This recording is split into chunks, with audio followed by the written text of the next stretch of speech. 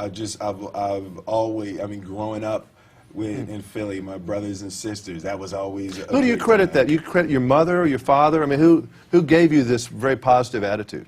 We just had we had a really tightly knit family growing up. My mother and father, and until I was 4 years old, we lived with my grandmother and great grandmother. So we always had a really tight family. And family is important to you? Oh, family's extremely important. And what's having a family now of your own? Is that added some more pressure, or is it just makes it better, or has it changed you any?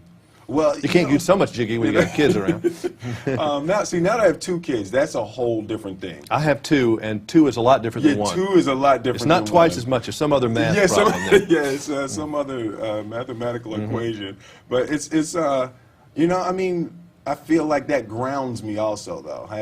It is pressure, and there are things I want to make sure that I'm making the proper decisions. You know, I have 2 sons, and you know, I want to have a daughter, but right now with 2 sons, I feel like I know what I'm doing. I feel like I know what little boys need, and I grew up, my father was in the Air Force, so it was a really military household, so that's the kind of thing I want to do. You ever find yourself being your dad, though, saying things that he would have said to you? Oh, yeah. This just come out of your mouth and you say, oh my God, I can't believe this. The other day I told Trey, boy, figure out what you want in that refrigerator. Don't just stand there with the door open.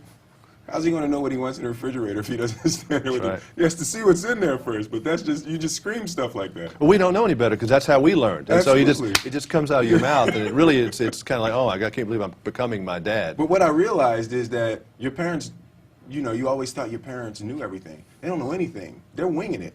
Like they're just giving it a shot. True. They have no idea. You know, you are where you are now. And I know that setting goals is very important for people, and it's very hard to do, though, when you get to this level of success. I mean, you've gotten your Grammy. You've, I guess you could always want to win an Oscar. Grammys, excuse me. Excuse me. I mean, it's not important. I forgot. How do you set goals for yourself at this point? I just want to, there's not like there's one big goal, one thing that I want. My goal is constant perfection. Just every step of the way, everything that I do, I want to do it to the best of my ability. And the next thing you're going to do is Muhammad Ali?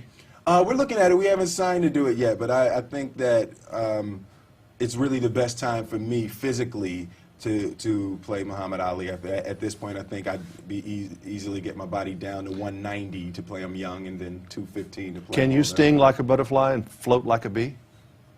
I can do it the other way around.